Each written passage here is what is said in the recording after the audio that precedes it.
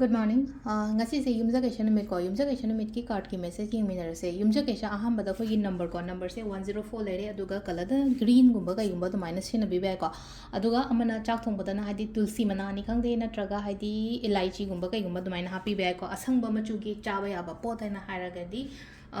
tulsi mana natraga hadi elaichi gumba ka yumba to minus happy ko cheng shu matam da adu duma leire adu aham bada ko yi card ki message henga se ko card hum ko tang thok charge num ti lo thok da adu minus daily card se ko aduga timing afaba so haipeta ngai haijarage ko mayam tanga sigi oina timing afaba kai kai lege haibato adu tuma su yeng minara se ko adu sidagi card number 1 card number 2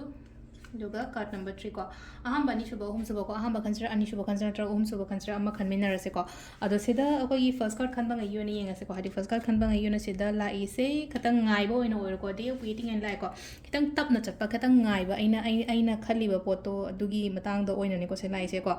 adu sida le no ko light ba color gumba set piyo hanga si green chelo ha ko green da su light ba green gumba kai gumba lai no ko adum ba dress gumba kai gumba do ai set piyo ko aduga amana ko yi protection gi crystals gumba kai gumba su biyo triple protections gumba gi adagi akogi tiger eye gumba kai gumba do mai taraga keno taubiba hairase ko sida thabai khang chathok ko tobo du su leina ko hadi ma baba khoiramaga kholaga moigi blessings lawraga dumaina chatpiba ko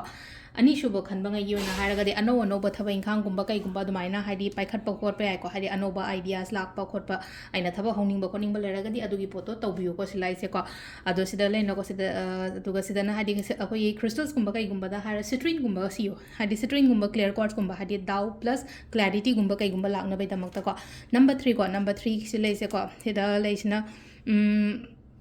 sila mo yaringi ngasi se khana ba chaina ba thok na ba to ko hari aina ngam da ya de habe wa khana mas mai lai ba do hari si se sometimes phatte ko katang root oi ba gumba haris ko samna ha de mingon da aina kaino to de ya de kaino mari mata yena ba haris ko sida aina ngam da ya de aina kaino to de ya de khan gano kem ta kitang hai tare ko hari khara phana soi khan tok pa sam na har ba da hai tare ko jam na dum normal oina leiba patience leiba khopa chawning ba khoning ba phana leira ga su ko